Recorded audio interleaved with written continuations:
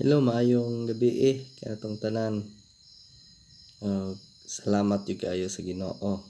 Salamat pod sa mga tao nga or mga followers nga nag tan-aw gyapon ani nga video. So mao gini atong gikinahanglan ang magtuon o mamati sa pulong sa Ginoo. Dire sa Levitico kapitulo 20 versikulo 10. Kung ang usa ka lalaki manapaw sa asawa sa iyang isigataw, silang duha na ang mananapaw patyon. So mao ni ang silot sa pagpanapaw sa una sa mga Hudiyo.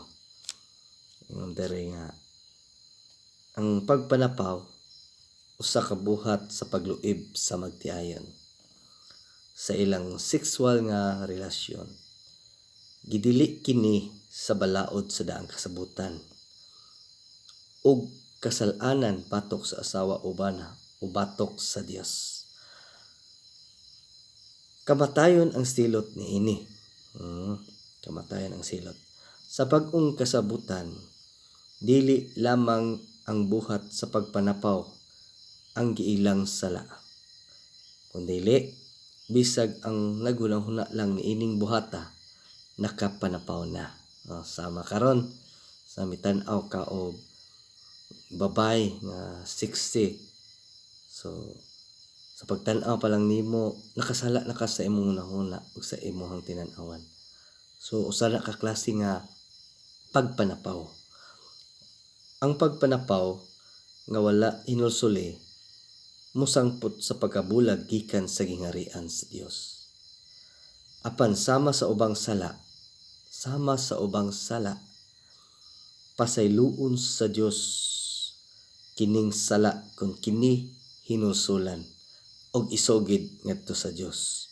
So mala sa giingon sa 1 Juan 1:9 nga kung atong isugid sa Dios ang atong mga kasalanan, andam siya mopasaylo ug modawat kanato.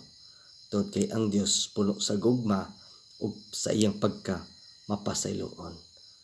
Mao nga kinahanglan hinulsulan nato ang tanan nato nga kasalanan ug dili kita mulunang or mulubog diha sa kasalanan o magpabilin diha sa kasalanan. Kinahanglan nga muhaw-as kita sa kasalanan. Alang sa pagdugang pagisgot ini may tungod sa pagpanapaw, ingon nga larawan sa pagka-mailubon sa tawo ngadto sa Dios. So atong makita diha nga sa Jeremiah 3:14 nga pagka maluibon, pagka maluibon sa tawo ngadto sa Dios. So nagluib ang tawo sa Dios. Usa po ni siya ka klase nga pagpanapaw. Kay nagisgot sa bag-ong kasabutan nga si Hesukristo ang pamanhunon ug kita ang pangasaunon. Daghang salamat sa tanang nahiusa kang Hesukristo.